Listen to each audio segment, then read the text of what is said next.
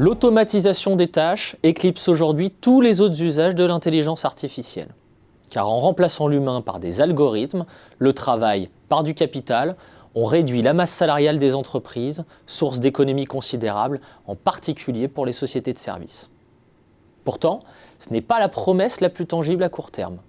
Car l'IA d'aujourd'hui, c'est d'abord une rationalité limitée qui optimise la résolution de problèmes complexes sur un mode logico-déductif dans des champs circonscrits et qui va là où l'intelligence humaine souhaite la faire aller.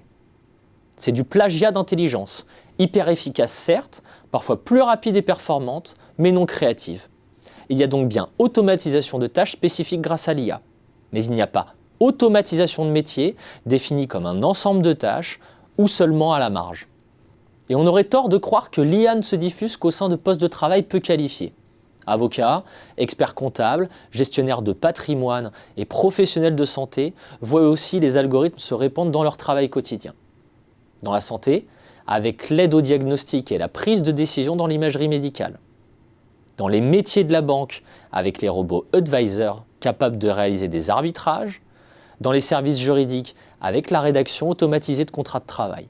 Cette liste n'est pas exhaustive, mais elle permet de prendre la mesure du fait que l'IA ne vient pas seulement supplanter l'individu, mais plutôt l'épauler en s'apparentant à une véritable prothèse humaine.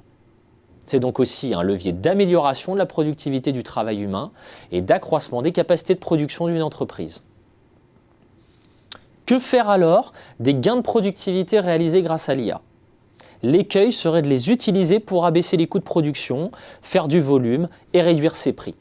On enclencherait en effet une spirale déflationniste destructrice. Ce temps humain libéré grâce à l'intelligence artificielle doit plutôt servir aux collaborateurs à accomplir d'autres tâches plus satisfaisantes, à résoudre des problèmes et répondre aux questions complexes des clients, à se consacrer à des tâches créatives, à l'innovation, à l'intelligence sociale et émotionnelle, à la résolution de conflits. On perçoit ici un enjeu majeur pour les entreprises. Utiliser une partie des gains réalisés grâce à l'IA pour réinjecter du travail humain dans le but d'améliorer la qualité des offres et se différencier. L'amélioration de la qualité des services, c'est là un apport crucial de l'IA. Les startups technologiques du droit, de la finance ou de la gestion de patrimoine l'ont d'ailleurs bien compris. En recourant largement aux algorithmes pour rédiger des documents juridiques ou tenir une comptabilité, ces business models promettent rapidité d'exécution et disponibilité de leurs services afin de creuser l'écart face aux acteurs traditionnels dont les temps de réaction sont beaucoup plus longs. Associée aux objets connectés, l'intelligence artificielle ouvre également d'infinies possibilités pour créer de nouvelles offres. C'est l'effet rebond de l'IA. Son usage génère ainsi de nouvelles demandes, non révélées dans l'état des technologies et des potentialités humaines actuelles. Appliquées au service client, les chatbots ne font pas qu'automatiser l'interface clientèle. Elles rendent possible de nouvelles interactions en continu et en temps réel.